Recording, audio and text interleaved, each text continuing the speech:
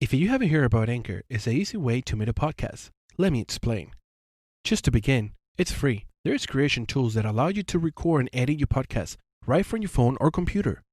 Anchor will distribute your podcast for you, so it can be heard on Spotify, Apple Casts, and many more. You can make money from your podcast with no minimum listenership.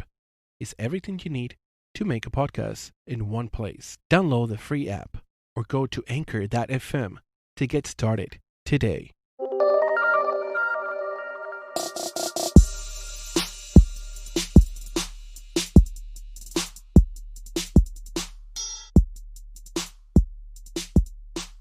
Hey guys, welcome to the Mike and Marie Show. Hey everybody, welcome back. In today's episode, we're going to be talking about raising kids.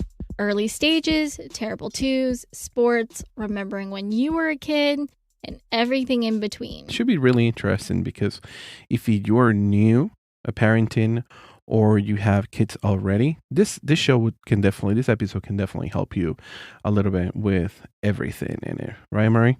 Yes, it absolutely can be because there's so much up and down, everything in the middle about parenting.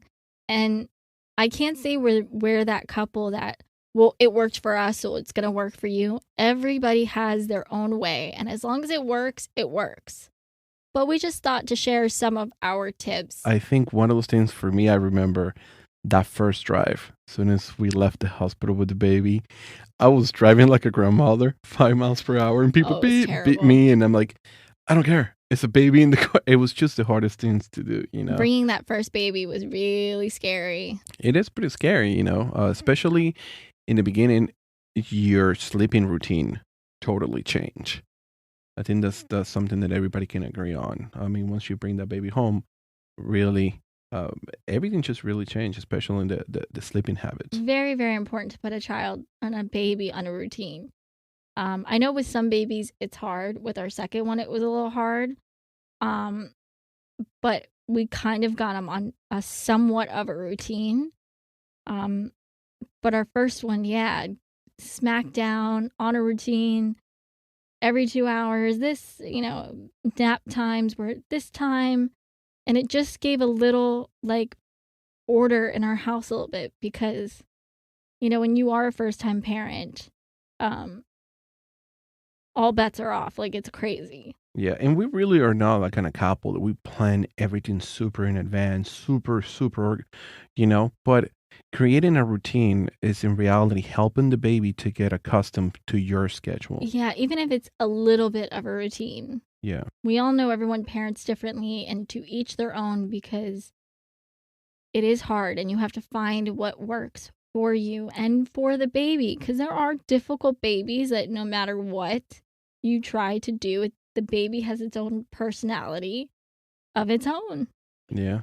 That it's hard to fight against. Their personality, of course, is very similar to the mom or the dad, but sometimes their kids, like you said, it's just their own individual since they're little kids. And sometimes when they grow, you hear them saying, yeah, you're like that since you were a little kid. And it's true. And if you're lucky to have certain people around to help you, take the help. You will have the moments where you cuddle with your children and you make a bond.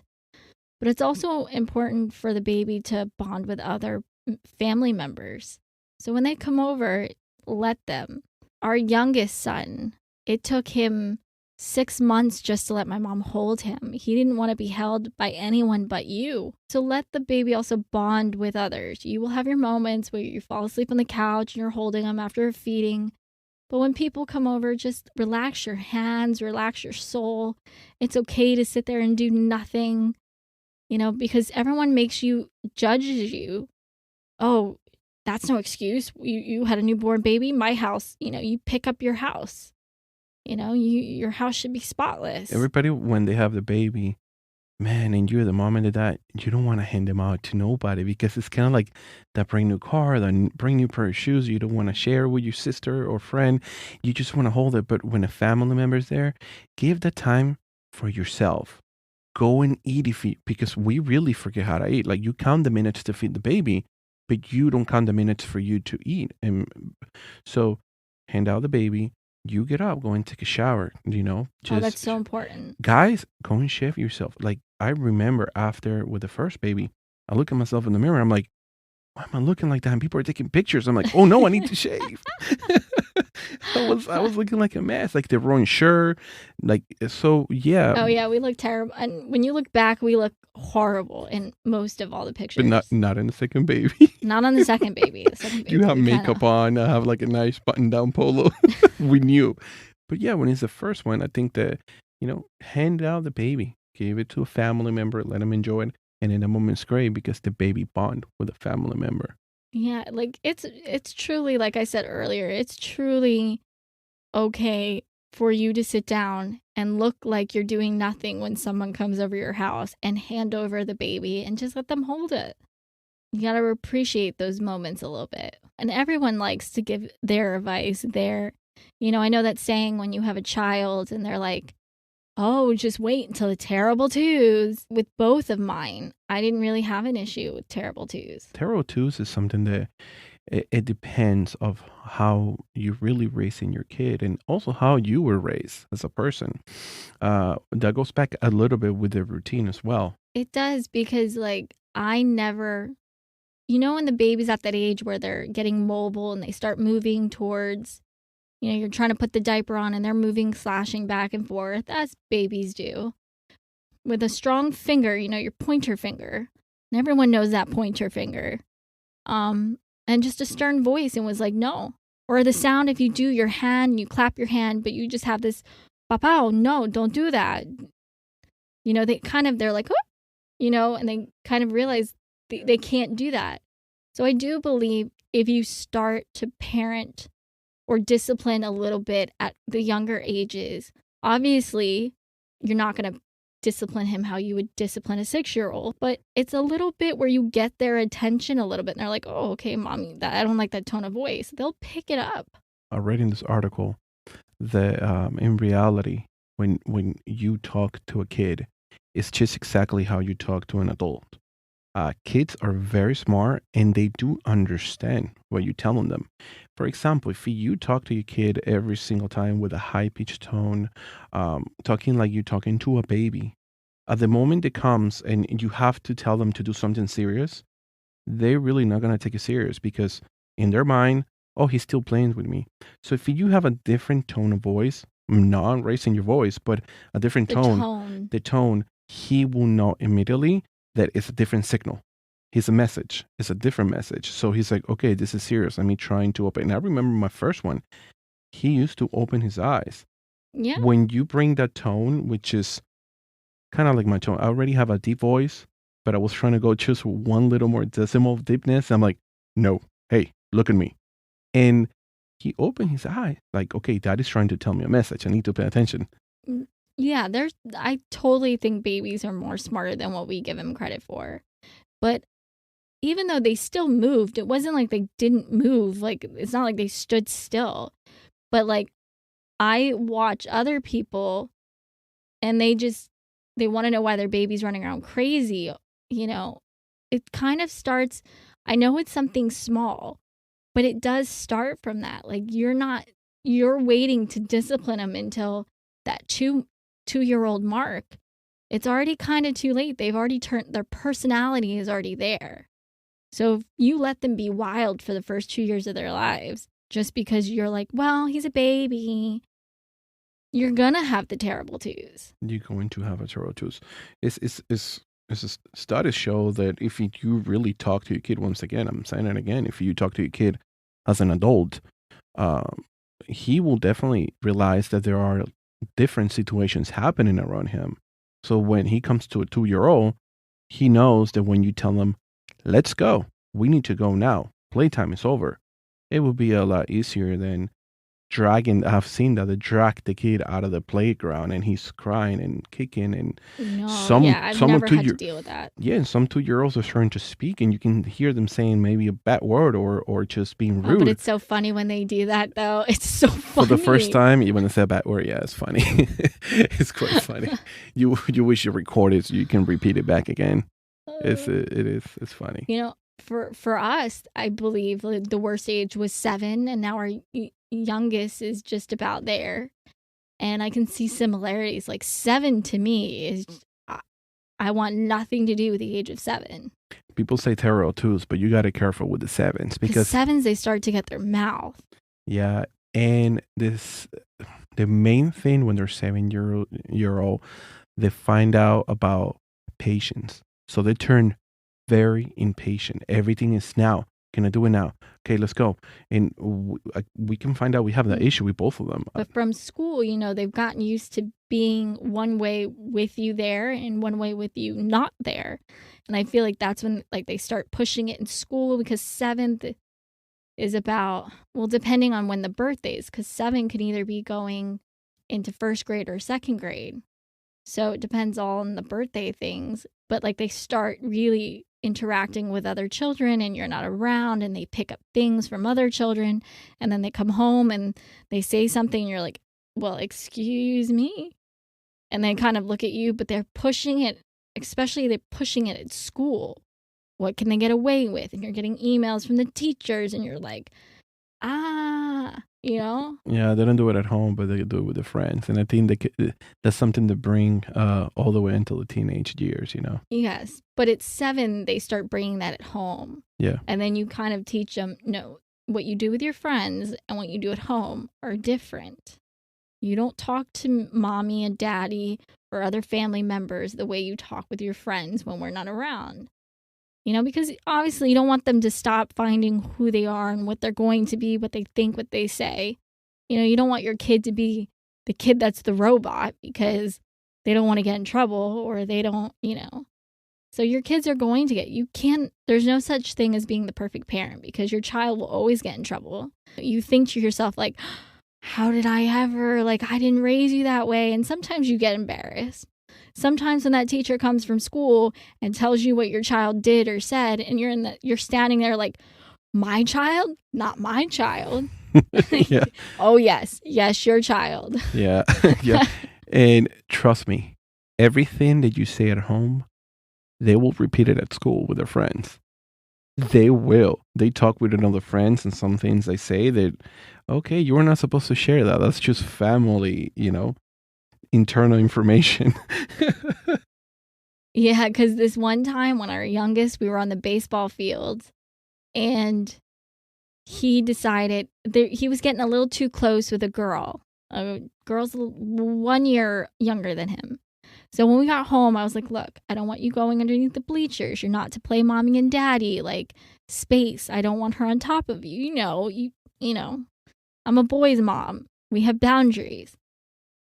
And all of a sudden, the next day, we're sitting at the baseball field. The same girl comes around. He goes, my mommy told me I can't play with you, in front of her mommy as well. And I was like, that's not what I said. Oh.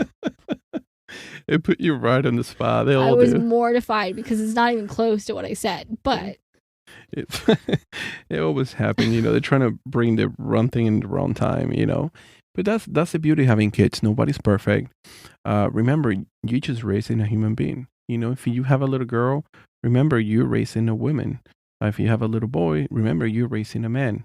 So it's all about just how to deal with it, depending on the year bracket they're on. You can see that little seed growing, and you know where it goes, kind of thing. So you can kind of expect a little bit how the teenagers' years will look like. Number one, because we all did it. And number two, because you know who your kid is. It's so funny when your son or your daughter is lying to your face and you know they're lying. and it make you pause for a minute and say, oh my God, that's how I used to look. I thought I was the best liar ever. And trust me, your parents knew that you were lying. No, I was. No, I was. And I'll tell you why I was. Because you tell the truth. You just leave out parts of the truth. Because the problem with lying is you lie and you forget what you lie about, and then your story starts changing or you start adding things. If you stay with the truth shall set you free. Boy, you're going to put that on a t-shirt. That sounds really good. Huh? Do not smirk when you look in someone's eyes. Yeah, I know. Listeners, you better be taking notes on that one. That was good. Oh, Lord. I definitely will not be telling my children that, though. Ever. Oh, yeah, I know. But it's funny, you see in their eyes, they're lying, and you're like, you're lying. And they're like, oh, he got me. How did he know? I'm your dad. I know when you're lying. Sometimes And the funny part is sometimes they don't even know what they're picking up because our oldest son is a terrible listener. He doesn't listen for his life depended on. And he heard a song that one of the kids were playing in the dugout. And he decided he was going to go to school and repeat the dance and the song. Well, he messed up a lyric and it did not sound so good. And I got not only an email, text messages on point about what he was doing in class. So then I was like, he doesn't even know what that is, like, to be honest. Like, and it clicked that the kids were singing it in the dugout. But see, and when he's not paying attention, he comes and he does something completely different. I've seen some kids, they're super hyperactive. They just cannot sit down for 5 minutes. And I approached the parent because I do coach in a baseball team. Um, and I tell them, oh, you haven't been in any sports. It seems like they have a lot of energy. And, so, they're like, no sports. And I think that's a perfect time to put your kid in sports. It doesn't matter what sport, try all of them. Try karate for a month and soccer for another month, baseball, basketball, and then they will find that your kid, if he's under 10 years old, trust me, they will not tell you physically, I hate the sport. Some of them do, some of them don't, but physically you can see it. Yeah, because sports really keeps your kids like busy on that empty time where they're not on video games. They're also socializing, but they're not sitting in a classroom following directions. I feel like they get to learn a little bit who they are while they're doing sports. Yeah, make them recognize who they really are because, and how to find friends. Because in the field, they can see that, oh, I can be friends with this kid. Even talking, oh, I like this, I like that. And I see the communication skills get better. I got some parents, they come to me in the beginning and they say, oh, I'm worried about my kid because he doesn't really want to go outside and play. And I tell them, don't worry, just drop him off in practice and watch what I do. And I tell the parents, everything that I do in here, you're more than capable to do. It doesn't require that you play in a team professionally or not, but it's something you can practice at home with them because it's a routine. Everything goes back to the beginning. You create a routine.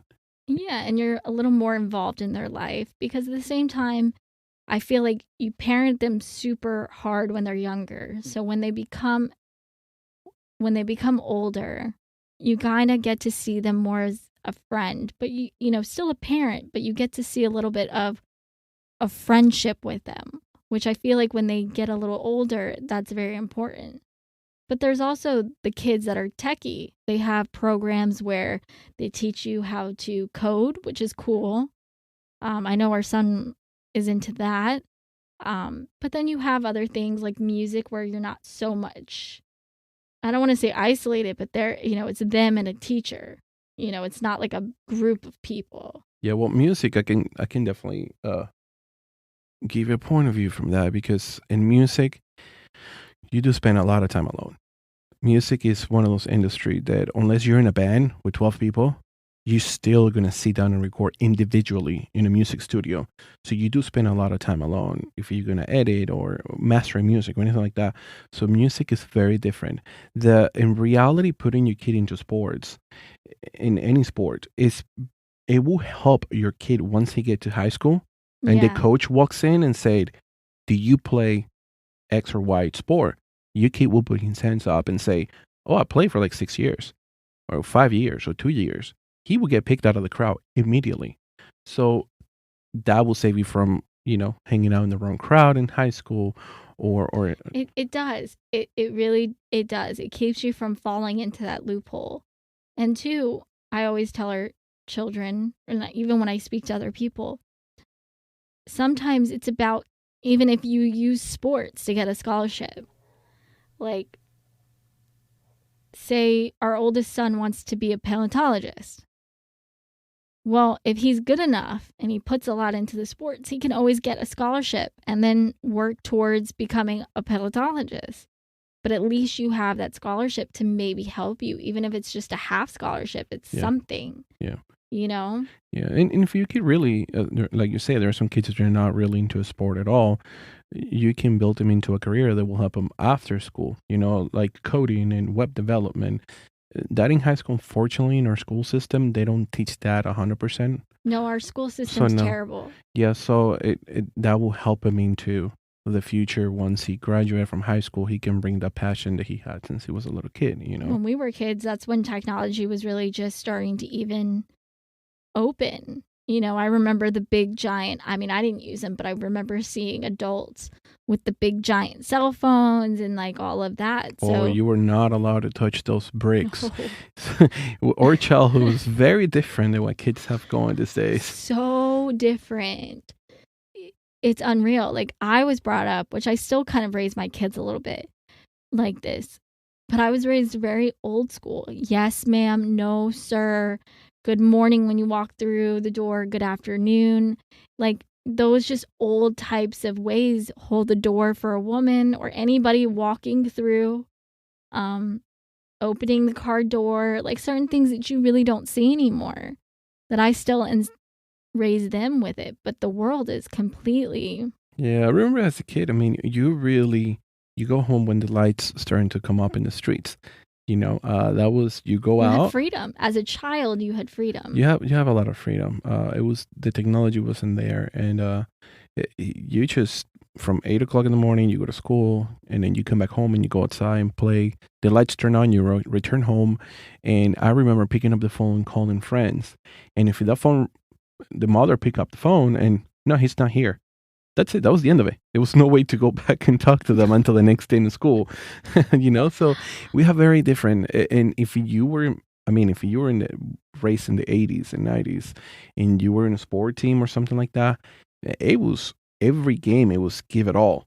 It was the competition. It was so like, it was really competitive because we didn't have the technology to see how a player's doing or anything like that.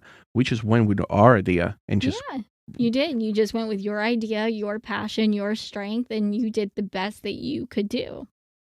And I think kids nowadays have kind of lost that a little bit. they lost it because when they go in the field, I see kids doing the Mike Trout stand, the Right? Aaron Judge Yes. stand, and they strike him out and say, look, they're grown men. The basics is first, but and then I say, do yourself. And then once they start finding themselves, they do so well. So, it does. I remember because I used to do dance, but then I changed into a different sport, and all I did was train. I didn't have ribbons, I didn't have trophies, I had nothing for years. And 7 to 12, when I hit 12, that's when I started competing. From 7 to 12, all I did all day long was practice everything I wanted to do, what I wanted to be better at, what I didn't like. I would see other people. I'm like, okay, when I do it, I want to try to do it like that person. I like how they look. I want to see if I can do that. How do I push myself to do that? Check. Whoa. That was weird. We have an issue with the mic. So I think you're definitely right. The fact that our kids are trying to mimic who they see on TV. And you can't do that. You have to mimic yourself. You have to see what you want for yourself and mimic. I mean, it's all good to look at them and be like, oh, cool, like blah, blah, blah. But to just emulate them so much that you forget who you are, how you play.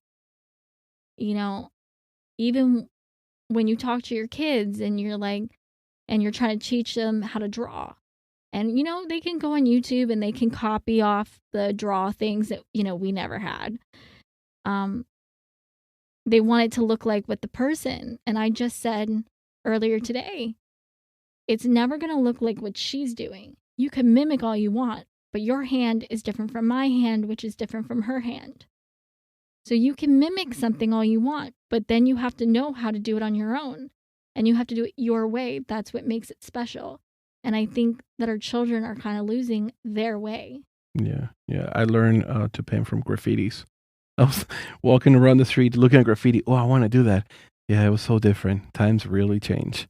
Yeah, so we just have to remember our kids live in a way different world than we ever did. And we're getting used to the same world that we're supposed to raise them into. And it's hard because, you always remember, well, when I was a kid, blah, blah, blah, blah. But to be honest, what you were a kid doesn't matter anymore. I know. And remember, your parents used to say the same thing. So now you sound like your parent. We turn into our parents. Yes, because parenting's like the never-ending story, and it's always good to share your thoughts with other people just to see if you can help them a bit out, because it takes a village to raise a child. I know. Well, just keep change. It's a Keep change with the never-ending time. story. It's a never-ending story. I like that quote. We got some few quotes today we might put on the t-shirt. Well, thank you very much for listening today. And any questions and comments can be sent to the MikeandMarieShow@gmail.com. See you later. See you later.